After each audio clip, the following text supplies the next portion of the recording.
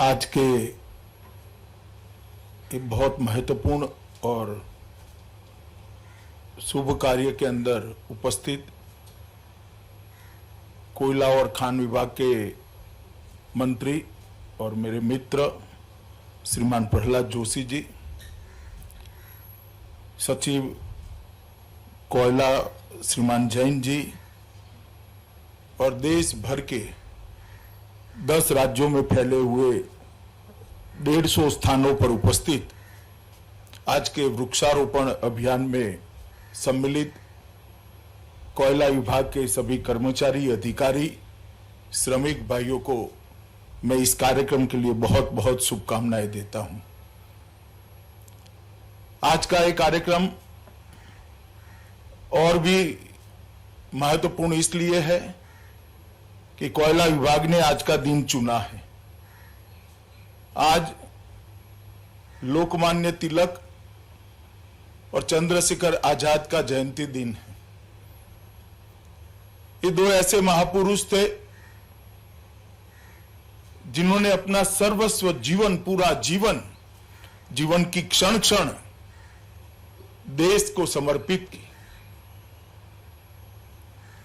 आजादी के आंदोलन में बाल गंगाधर तिलक, लोकमान्य तिलक के योगदान को सदियों तक नहीं भुलाया जा सकता। एक ऐसा व्यक्तित्व था जिनके सामने दो रास्ते थे, ईश्वर ने दी हुई बुद्धिमत्ता, ईश्वर ने दी हुई विद्वता, इसका उपयोग और उपभोग स्वयं के लिए करना या देश के करोड़ों गरीबों के लिए करना, देश की आजादी के लिए करना, देश की संस्कृति और अपने धर्म को आगे बढ़ाने के लिए करना। और उन्होंने बड़ा कठिन रास्ता चुना कि इस देश को आजाद करने के लिए पूरा जीवन समर्पित करें। इतनी विद्वता, इतनी बुद्धिमत्ता, इतनी चातुर्यता होने के बावजूद स्वयं के लिए कुछ करे बगैर भारत के जन जन के अंदर स्वतंत्रता की भावना को जागरूक करना, इसको सुदृढ़ करना और उसको एक आंदोलन का स्वरूप देने में बाल गंगाधर तिलक, लोकमान्य तिलक का बहुत बड़ा योगदान रहा। स्वतंत्रता के लिए उन्होंने दिया हुआ मंत्र, आजादी मेरा जन्मसिद्ध अधिकार है, वो मंत्र आज भी भारत के युवाओं को प्रेरित करता है। और मैं मानता हूं कि उन्होंने जो शुरुआतें की, चाहे गणेश उत्सव की शुरुआत की, चाहे लोगों को साक्षर बनाने की शुरुआत की है, चाहे संस्कृति को आजादी के आंदोलन के साथ जोड़ने की शुरुआत की है, इसी के कारण कहते हैं कि लोकमान्य तिलक भारतीय संस्कृति की, भारतीय चेतना की आत्मा थे। चंद्रशेखर आजाद भी भारत माता का वो सपूत जो कभी न झुका, न कभी झुकने का विचार किया। अंग्रेजों के खिलाफ सशस्त्र क्रांति का जो धड़ा था, जो एक अलग विचारधारा थी सशस्त्र क्रांति करके भारत को आजाद कराने की, उसका इतिहास चंद्रशेखर आजाद के नाम के बगैर लिखा नहीं जा सकता। कई सारे युवाओं को उन्होंने प्रेरणा दी, एक अलग दल बनाया और उसी दल ने भारत की आत्मा को झंझोड़ने का काम किया। भारत माता को गुलामी की बेड़ी से मुक्त कराने का, बेड़ियों को तोड़ने के लिए चाहे रास्ता जो हो, आप बाहर निकलो, शस्त्र हाथ में लो, सत्याग्रह करो, जो करना है, मगर एक अंग्रेज अब हम पर राज नहीं कर सकता, ये दृढ़ निश्चय उन्होंने आरोपित करने के लिए, वो संस्कारित करने के लिए युवाओं के मन के अंदर एक बहुत बड़ा काम किया। और उनके बलिदान ने उस जमाने में करोड़ों करोड़ों युवाओं को आजादी के आंदोलन के साथ जोड़ा। निर्भीक, दृढ़ निश्चयी और बहुत अच्छे साहित्यकार चंद्रशेखर आजाद को भी मैं आज प्रणाम कर कर विनम्रता से श्रद्धांजलि देना चाहता हूं। और मैं श्री प्रहलाद भाई को निवेदन भी करना चाहता हूं, क्या जितने भी वनों का आप उपवनों की शुरुआत कर रहे हैं, वो सभी को चंद्रशेखर आजाद और लोकमान्य तिलक के नाम के साथ जोड़ना चाहिए। तिलक जयंती और चंद्रशेखर आजाद की जयंती, दोनों मैं मानता हूं कि हमारे लिए एक कोयला विभाग के लिए भी लंबे समय तक इसको आगे ले जाने के लिए बहुत फायदा कराएगी। आज कोयला मंत्रालय और उसके अधीन सारे पीएसयू देश भर के अंदर लगभग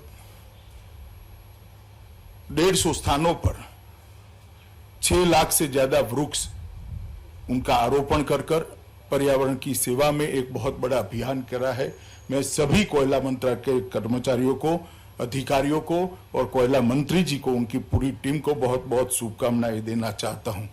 आमतौर पर कोयला के मंत्रालय के लिए पर्यावरण को क्षति पहुंचाने वाला मंत्रालय माना जाता है, मगर जब से मोदी जी देश के प्रधानमंत्री बने हैं और विशेषकर प्रहलाद भाई जब देश के कोयला मंत्री बने, तब से पर्यावरण के लिए भी कोयला मंत्रालय की सजगता हमें दिखाई दी पड़ती है। अनेक विध काम उन्होंने शुरू किए हैं।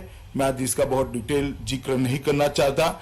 10 राज्यों के 38 जिलों में 600 एकड़ में टोटल 6000 एकड़ के अंदर वृक्ष लगाए जाएंगे। आज इसमें से 600 एकड़ के अंदर लगाए जाएंगे। 6 लाख वृक्षों का रोपण किया जाएगा, 5 लाख पौधों का वितरण कराया जाएगा और आज 150 स्थानों पर एक साथ इसकी शुरुआत हुई है। मित्रों, जिस प्रकार का जीवन हम जिए हैं और एक विकास की अंधी दौड़ के अंदर हमने भारतीय संस्कृति के मूल मंत्र था कि प्रकृति हमारी मां है, उसका दोहन कर सकते हो, उसका शोषण नहीं कर सकते हो। वो मंत्र को हमने भुलाया और उसी का परिणाम आया कि जो ओजोन का पड़ है, ओजोन का स्तर है, इसके अंदर कई बड़े बड़े छिद्र पैदा हुए और सूर्य नारायण की गर्मी सीधी पृथ्वी पर पड़ने लगी। इसके कारण पृथ्वी का तापमान भी बढ़ा है, जलवायु पर इसकी गंभीर असर उत्पन्न हुई है और जलवायु परिवर्तन से आज पूरी दुनिया डरी हुई है। और इसका एक ही रास्ता है जो हमारे पुराणों ने बताया, हमारे ऋषियों मुनियों ने बताया कि वृक्ष मानव का मित्र है, वृक्ष ही हमें इस संकट से बचा सकता है।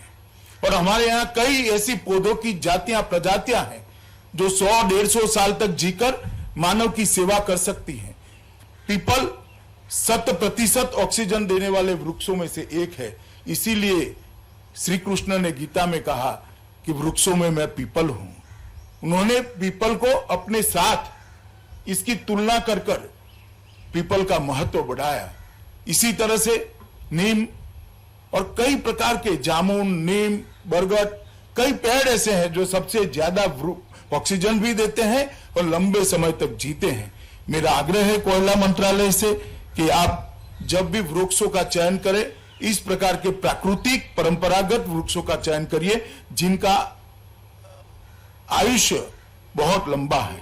हमारे मत्स्य पुराण के अंदर एक बहुत सुंदर श्लोक लिखा गया है जिसका अनुवाद है, जल कुंड, जो जल का कुंड होता है 10 कुओं के समान होता है। एक तालाब 10 जल कुंड के समान होता है, एक सुपुत्र 10 तालाब के समान होता है और एक वृक्ष 10 पुत्रों से भी ज्यादा पृथ्वी का कल्याण करता है। यही बताता है कि वृक्ष हमें कितना दे सकता है। और आदिकाल से ही वृक्ष के महत्व को भारतीय संस्कृति ने स्वीकारा है और भारतीय संस्कृति ने इसको बढ़ावा भी दिया है। मैं मानता हूं आज का कार्यक्रम सिर्फ ये सीजनल कार्यक्रम न बने, पूरे कोयला मंत्रालय के हर नीचे के नीचे कर्मचारी का संस्कार इससे बने कि हमारे दायित्व देश के पर्यावरण को, दुनिया के पर्यावरण को संभालना भी है। और मुझे भरोसा है प्रहलाद भाई के नेतृत्व में ये जरूर होगा। विगत 6 सालों का देखें तो कोयला मंत्रालय ने अनेक नए इनिशिएटिव मोदी जी के नेतृत्व में दी है और प्रहलाद भाई ने ये 1-1.25 साल के अंदर इसको बहुत गति देने का काम किया है। पहले जब कोयला और खनिज की खदानें होती थी तब खनिज क्षेत्र के मजदूरों के लिए, वो वहां की जनता के लिए कोई विचार नहीं करता था। डिस्ट्रिक्ट मिनरल फंड का गठन कर आज लगभग 39,000 करोड़ रुपया नरेंद्र मोदी जी ने वो क्षेत्र जहां खदानें लगी हैं इसके विकास के लिए लगाया है और 35,000 छोटे छोटे प्रकल्प अब तक पूरे कर दिए गए। मित्रों, बहुत बड़ी उपलब्धि है। खदान पर देश का अधिकार है, देश की जनता का अधिकार है। खदान विकास की द्योतक है, विकास को आगे बढ़ाने के लिए ऊर्जा प्रदान करती है, परंतु इसके साथ साथ जिस क्षेत्र में खदान है, जो वहां से विस्थापित किए जाते हैं, इनके कल्याण की भी देश को ही सोचनी चाहिए, देश की सरकार को ही सोचनी चाहिए। पहली बार डिस्ट्रिक्ट मिनरल फंड के माध्यम से नरेंद्र मोदी जी ने इसकी शुरुआत की। कोयला का बहुत बड़ा भंडार हमारे यहां पड़ा है। 30 साल तक कोयला जला न पाए, इतना कोयला हमारे यहां पड़ा है और कोयला हम इंपोर्ट कर रहे हैं। जैसे प्रहलाद भाई ने बताया, इंपोर्ट कोयला जितना भी होता है वो दुनिया में हमारी अक्षमता को उजागर करता है।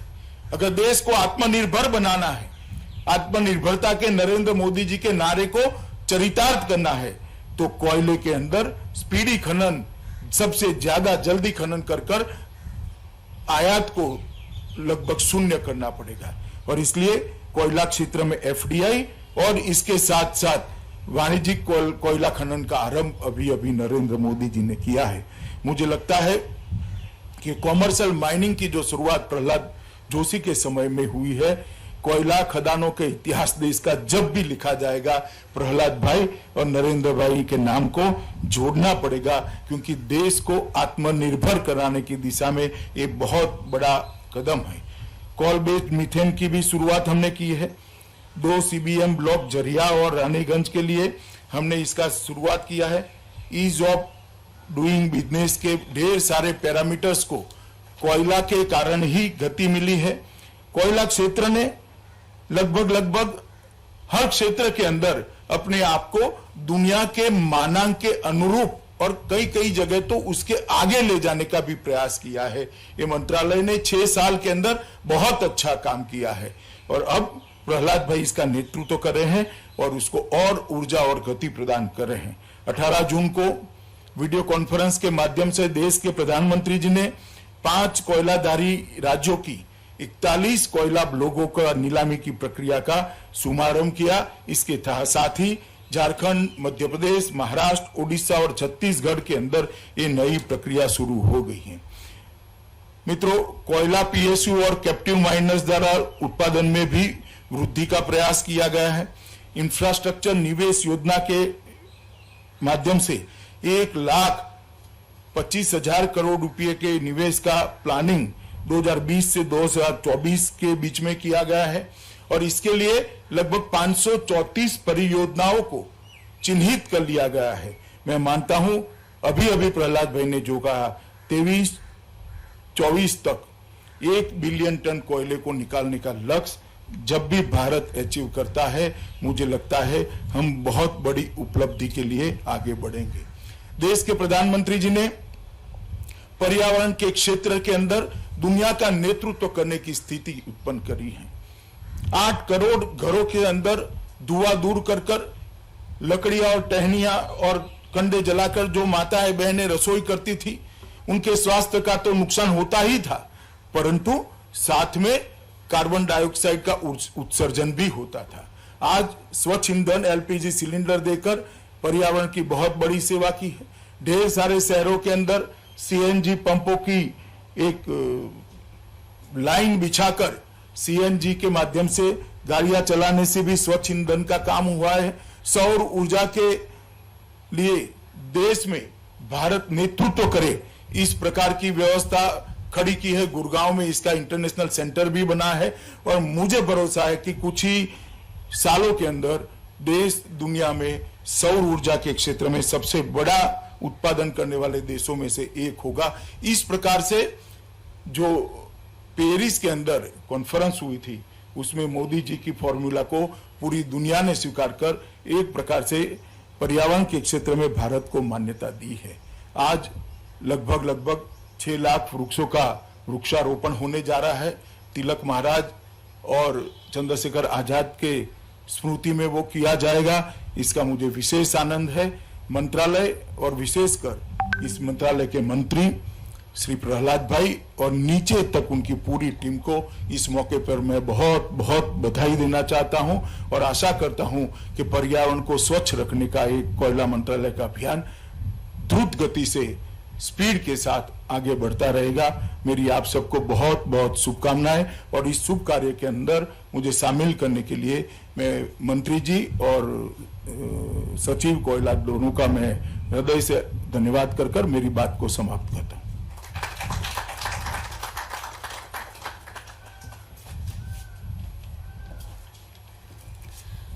कोयला परिवार की तरफ से आपको बहुत बहुत धन्यवाद सर। कार्यक्रम को आगे बढ़ाते हुए मैं आग्रह करती हूं आदरणीय कोयला सचिव जी से कि वे हमारे मुख्य अतिथि श्री अमित शाह जी माननीय गृह मंत्री जी को स्मृति चिन्ह भेंट करें।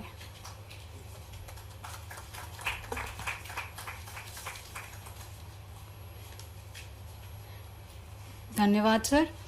संयुक्त सचिव कोयला मंत्रालय श्री भवानी प्रसाद पति जी से मेरा अनुग्रह है कि वे माननीय सांसदीय कार्य कोयला एवं खान मंत्री जी को स्मृति चिन्ह भेंट करें। संयुक्त सचिव जी से मेरा पुनः आग्रह है कि वे स्मृति चिन्ह श्री अनिल कुमार जैन हमारे कोयला सचिव जी को भेंट करें। कार्यक्रम के अंत में मैं धन्यवाद ज्ञापन हेतु श्री भवानी प्रसाद पति संयुक्त सचिव कोयला मंत्रालय को आमंत्रित करती हूं।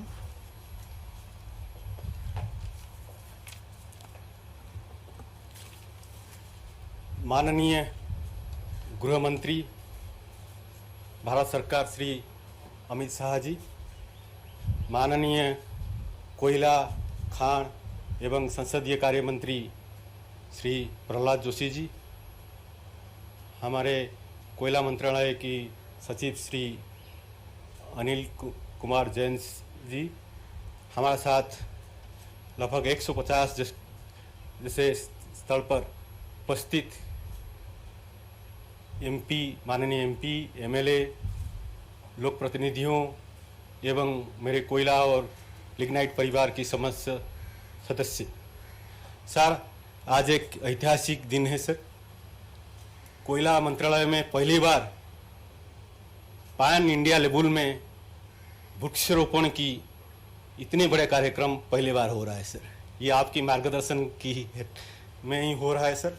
आपके उपस्थिति इस प्रोग्राम को और एक चार चांद में एक नया लेवल में पहुंचाता है सर। सर, आपकी इतने व्यस्त कार्यक्रम होने के सिवा आप यहाँ उपस्थित रहे, हम लोगों को मार्गदर्शन दिया, हमारा उत्साहवर्धन किए, मैं आपका आभारी हूँ। हमारा कोयला और खान मंत्री जी ने इस प्रोग्राम के बारे में अत्यंत रुचि ली, हमें समस्त प्रकार की सहायता प्रदान की एवं इस कार्यक्रम की रूपरेखा का भी तमाम जो डिजाइन होता है ये हमें बताए, तो इनके लिए मैं खास आपके आभारी हूँ सर। कोयला सचिव श्री ने इस प्रोग्राम की जो पहलू था, कैसे एक प्रोग्राम होगा, कहाँ होगा, वीडियो कॉन्फ्रेंसिंग के माध्यम से करेंगे, वृक्षारोपण के कार्यक्रम करेंगे, इसके बारे में डिटेल में लास्ट 15 दिन से हमें मार्गदर्शन देते रहे और कोयला परिवार की सब जितने सीएमडीज हैं, जितने प्रतिनिधि हैं, इनके साथ वीडियो कॉन्फ्रेंसिंग के द्वारा सबको समझाए और आज ये कार्यक्रम हो रहा है। मैं इनके भी सर खास धन्यवाद देता हूं सर। जो 150 जैसे जगह है सर, इसमें बहुत सारे माननीय संसद सभ्य भी हैं, एमपीज हैं, एमएलएज हैं, लोक प्रतिनिधि हैं,